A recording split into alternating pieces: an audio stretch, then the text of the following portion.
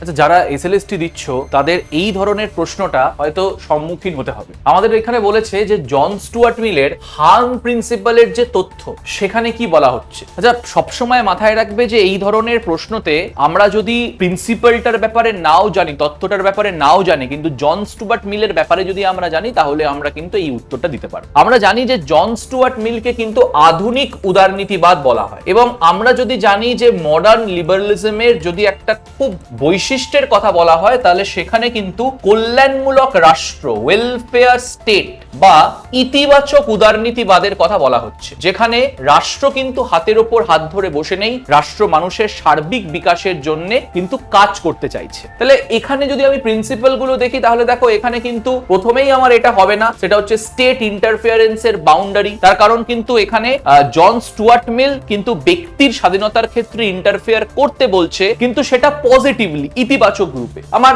Socialism, সাম্যবাদ বা সমাজতন্ত্রবাদ কোনোদিনই হবে না। আমার কলোনিয়াল রুলের সাথে জন স্টুয়ার্ট মিলের কোনো সম্পর্ক নেই। তাহলে এই দুটো হতে পারত, কিন্তু আমাকে যেহেতু এখানে আমাকে দেখতে হবে যে রাষ্ট্রের যে সংজ্ঞা বা ওয়েলফেয়ার স্টেটের তার সাথে অ্যাসোসিয়েটেড রয়েছে কিন্তু ইন্ডিভিজুয়াল ফ্রিডম, যেখানে তিনি বলছেন এক্সপ্রেশন, অ্যাসোসিয়েশন, অ্যাকশন। এই অ্যাকশনের মধ্যে আদার রিগার্ডিং অ্যাকশনের ক্ষেত্রেই কিন্তু রাষ্ট্র শুধুমাত্র ইন্টারফেয়ার করবে, বাকি ব্যক্তি কিন্তু স্বাধীন তার লাইফ লিড করার জন্য। থ্যাংক ইউ সবাইকে।